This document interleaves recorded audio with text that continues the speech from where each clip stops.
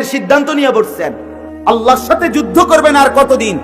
হ্যাঁ বলে যে বেটা দাড়ি কাটে সে প্রত্যেকবার নাফিদকে দিয়ে আল্লাহকে যেন বলে আল্লাহ আবারও দিলেন কেন এখানে আপনি চুল দাড়ি আপনারা বলছি না আমি দেখলেন না আমি গত 3 দিন আগে একবার নাফিত্রে দিয়ে কাটাইলাম আবার দিচ্ছেন কেন সেজন্য প্রত্যেকবারে আল্লাহকে শাসায় আপনি দিচ্ছেন কেন আবার কি ব্যাপার আপনি আমি দেখতেছেন না আমি এটা ফালাই দেই বারবার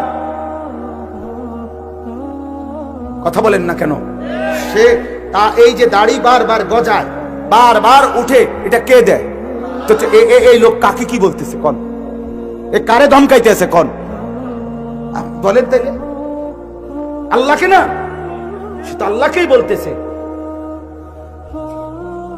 সে তো মালিককেই বলছে মিয়া আপনি কি ব্যাপার আপনাকে বারবার আজকে এতদিন ধরে দাড়ি কাটটা দেখাইতেছি আপনি বিষয়টা বুঝতেছেন না অহংকার না চলেন বাতে তো খান আর কিতা হ্যাঁ বনরুডি ফাঙ্গাস তেলাফিয়া ফার্মের মুরকা আর কক মুরকা ফুলকপি আর ফাতা কফি দৈন্যতা কাঁচামরিচ বুট মুড়ি আর আলু সব পেঁয়াজু বন বিড়ি এই তো ঘুরে গেরা এটি তেমন আশ্চর্য কিছু না এটি তেমন মারাত্মক কিছু খানা না কথা বলেন ফাঙ্গাস তেলাফিয়া করে খুব আশ্চর্য কিতা তো একবারে এত মাতবরির কি আছে আপনি বেশি কি খান দুনিয়া কি ভোগ করছেন মিয়া আস্তাগফিরুল্লাহ আস্তাগফিরুল্লাহ দুনিয়ার এই কদ্দুরের ভাত তরকারির জন্য দুনিয়ার এই একটা বিল্ডিং এ ঘুমাবেন কি সে বিল্ডিং রব্বুল আলামিন তো দেখাই দিছে যে আমি রব্বুল আলামিন পৃথিবী আধুনিক হইছে পৃথিবী নাকি এগিয়ে গেছে অনেক বিজ্ঞান উৎকর্ষ প্রযুক্তি আমি নিজে দেখছি বিলবোর্ডের মধ্যে লেখা আপনার ভূমিকম্প সহনীয় স্টিল আমার চোখে দেখছেন কি জানদু ভূমিকম্প সহনীয় স্টিল হইলে এই স্টিল মনে হয় বাংলাদেশে তুরস্কে গেছে নাই কথা বলেন কোথায় কোথায় সেই স্টিল কথা বলেন রব্বুল আলামিন দেখিয়ে দিলেন আল্লাহ তাআলা দেখায় দিলেন তোমার বিজ্ঞান যেখানে গিয়ে পৌঁছেছে তোমার প্রযুক্তি 100 বছর চেষ্টা করতে করতে আধুনিক করতে করতে করতে এত মজবুত ফাইলিং করে দেখাইছে আমরা এদূর আগাইছি আল্লাহ তাআলা বলেন 45 সেকেন্ডে আমি এক ছোট্ট ধাক্কা দিয়ে ঝাঁকি দিয়ে একদম সমান করে বিল্ডিং সব আবার বলে দিলাম এবার আবার ফইলাতে শুরু করে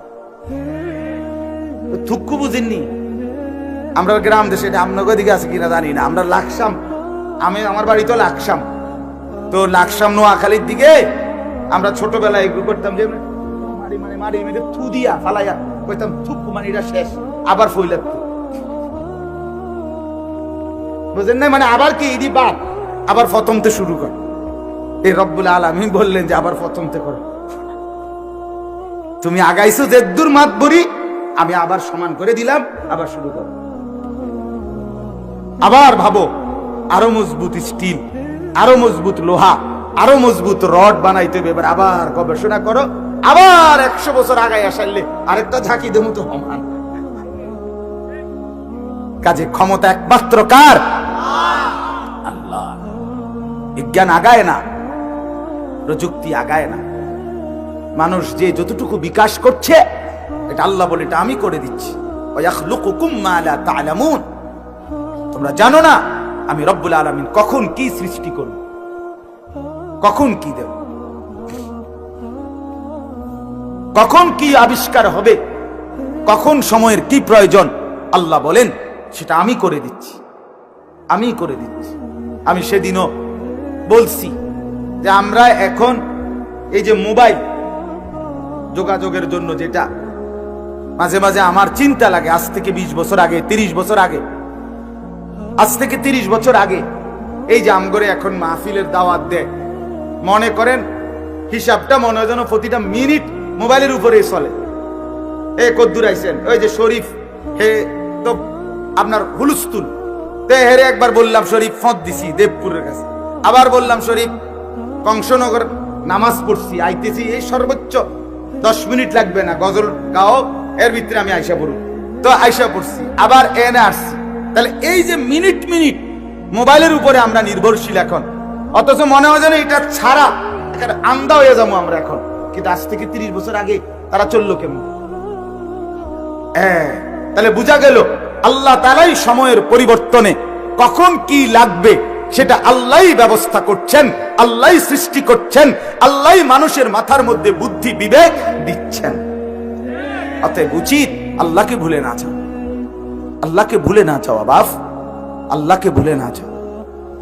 আধুনিক হয়ে লাভ নাই, ইউরোপের প্রযুক্তি দিয়ে লাভ নাই, ইটালির প্রযুক্তি দিয়ে লাভ নাই। আল্লাহর কাছে বাংলাদেশের প্রযুক্তি আর ইউরোপের প্রযুক্তি সমান।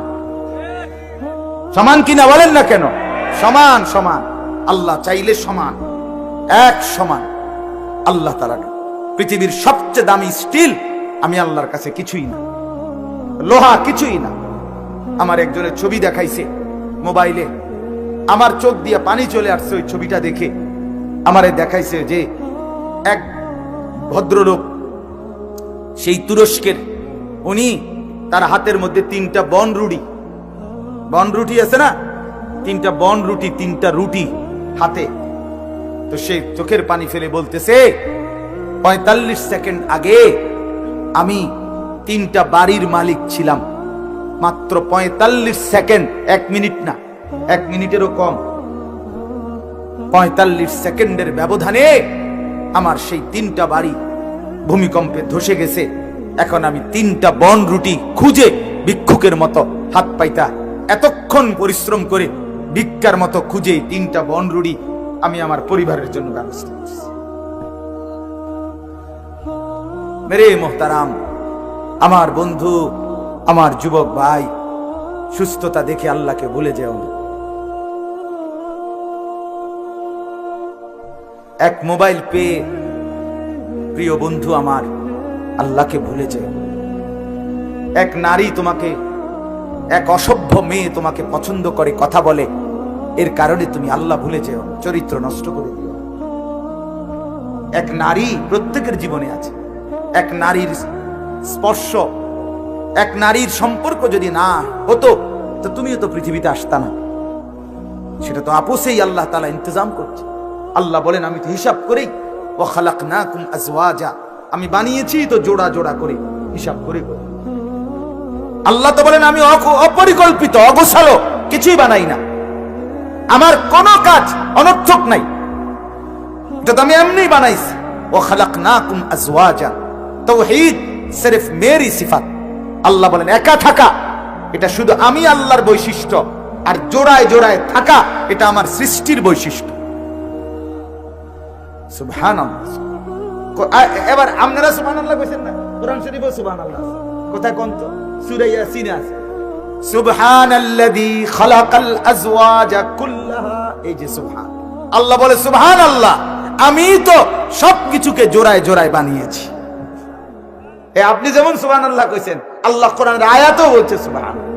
আর এটা আমি বানাইছি বেটা, এক পুরুষ আমি তার জন্য এক নারী আমি বানিয়েছি। ওয়াজাআলা বাইনাকুম মাওয়াদ্দাতাম ওয়া রাহমা। আল্লাহ তাআলা বলে স্বামী আর স্ত্রীর মধ্যে ভালোবাসা, দয়া, মায়া এটা আমি দিয়েছি, আমি আল্লাহ দিয়েছি।